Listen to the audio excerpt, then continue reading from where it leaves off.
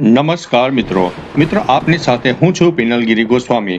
આજના વેધર એનાલિસિસમાં વાત કરીશું ગુજરાતમાં ક્યાં કેટલો વરસાદ પડી શકે છે, આવનારા દિવસોમાં ગુજરાતમાં કઈ વરસાદની સિસ્ટમ સક્રિય થશે કે જે આવનારા દિવસોમાં ગુજરાતમાં વરસાદ આપશે, તાપમાન કેટલું રહેશે, સાયક્લોનિક સિસ્ટમ ઉપરાંત પવનની ગતિ કેટલી રહેશે, તમામ પ્રકારની માહિતી આ એક વિડીયોમાં તમને મળી જવાની છે।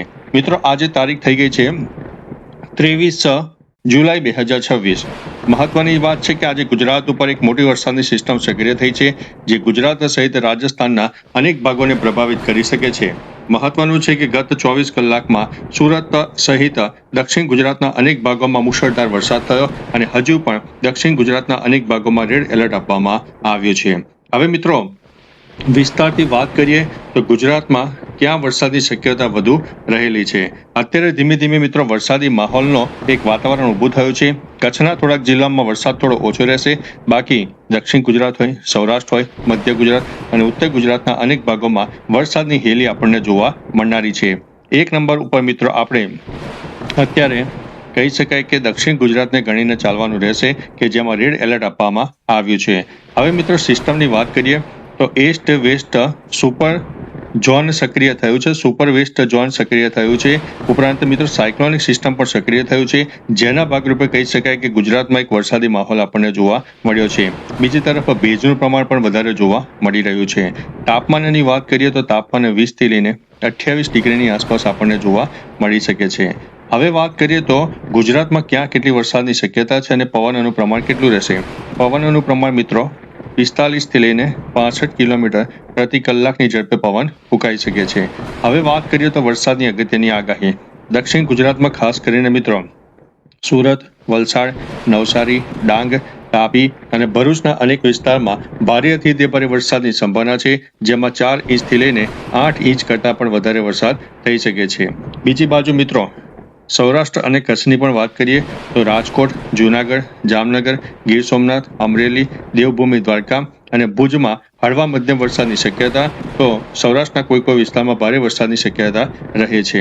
મધ્ય ગુજરાતની મિત્રો ખાસ વાત કરી દઈએ તો મધ્ય ગુજરાતમાં અમદાવાદ, વડોદરા, આણંદ, ખેડા, પંચમહાલના અનેક વિસ્તારમાં છૂટોછવાયો વરસાદ, તો ક્યાંક 1 ઇંચથી લઈને 4 ઇંચ સુધીના પણ વરસાદ થઈ શકે છે।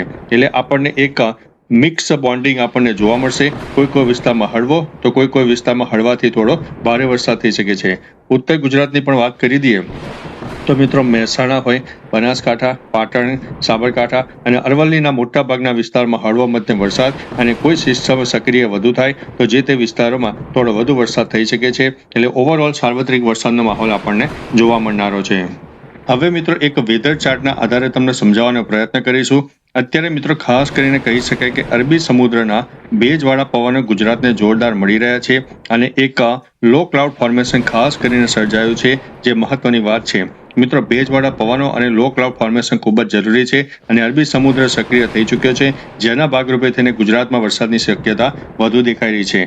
ખાસ કરીને મિત્રો ઈસ્ટ વેસ્ટ શિયર ઝોન સક્રિય થઈ ગયું છે અને સાયક્લોનિક સિસ્ટમ પણ સક્રિય થયું છે, જેના ભાગરૂપે થઈને ગુજરાતમાં વરસાદ આપણને જોવા મળશે। ખાસ કરીને મધ્ય ભારત સહિત ગુજરાત અને રાજસ્થાનના પણ અનેક જિલ્લાઓમાં જોરદાર વરસાદની શક્યતા આગામી 2 થી 3 દિવસ રહેલી છે।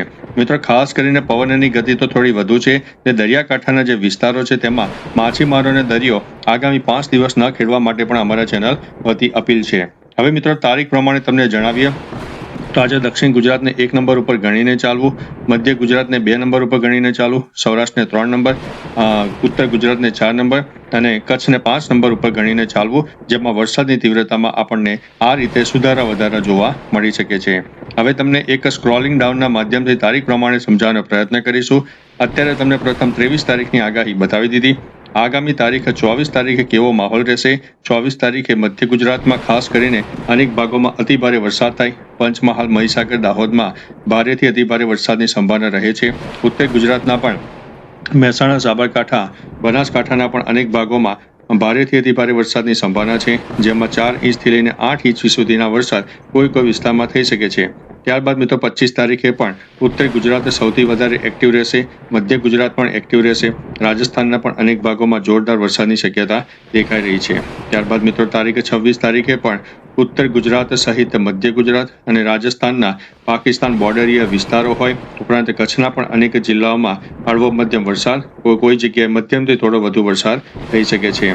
ત્યારબાદ મિત્રો તારીખ 26 તારીખથી કહી શકાય કે હવે ઉત્તર ગુજરાતનો એક વારો આવ્યો છે કે જેમાં ઉત્તર ગુજરાતને આગામી એક અઠવાડિયા સુધી અવિરતપણે વરસાદ મળવાનો છે, મધ્ય ગુજરાતને પણ વરસાદ મળવાનો છે અને રાજસ્થાન સહિત પાકિસ્તાનના બોર્ડરીય વિસ્તારોમાં પણ આપણને સારામાં સારો વરસાદ મળશે. જે જગ્યાએ મિત્રો વરસાદની અછત હતી એ વિસ્તારોમાં પણ ધીમે ધીમે વરસાદ જોવા મળશે. 28 તારીખથી આ જે વરસાદની સિસ્ટમ છે સામાન્ય નબળી પડી શકે છે, પરંતુ મધ્ય ગુજરાત, દક્ષિણ ગુજરાત અને ઉત્તર ગુજરાતના અનેક ભાગોમાં હળવો મધ્યમ વરસાદ ચાલુ રહેશે. એટલે કે મિત્રો કહી શકાય કે આગામી 28 તારીખ સુધી તો ચોક્કસથી આપણને એક વરસાદી માહોલ જોવા મળશે. કચ્છમાં સામાન્ય થોડું વરસાદનું પ્રમાણ ઓછું રહી શકે છે, પરંતુ કચ્છ માટે એક અગત્યની વાત છે કે અરબી સમુદ્ર અત્યારે એક્ટિવ થયો છે.